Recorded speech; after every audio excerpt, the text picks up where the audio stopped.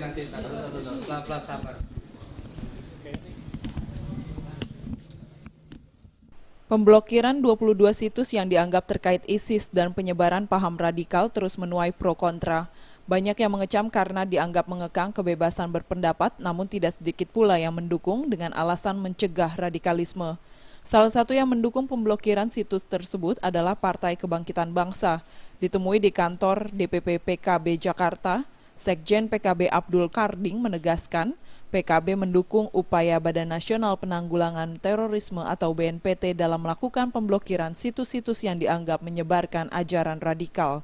Menurutnya, situs yang memprovokasi dan menyebarkan ajaran yang menyimpang memang sudah seharusnya diblokir untuk mencegah penyebaran paham radikalisme.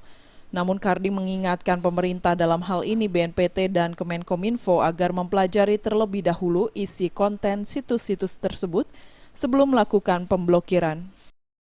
Tetapi juga pemerintah kita tidak boleh asal main tindak tanpa mempelajari kontennya, ya kan?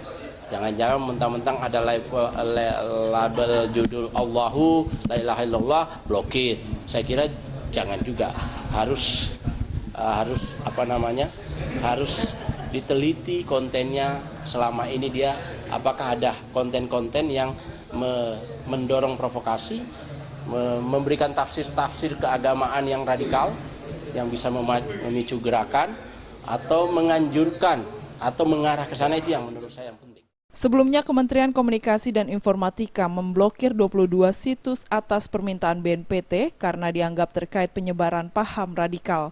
Namun Kemenkominfo juga mengakui tidak mengecek ulang konten situs-situs tersebut sebelum melakukan pemblokiran. Dari Jakarta, Eko Yulianto dan Ketut Sumadiase melaporkan.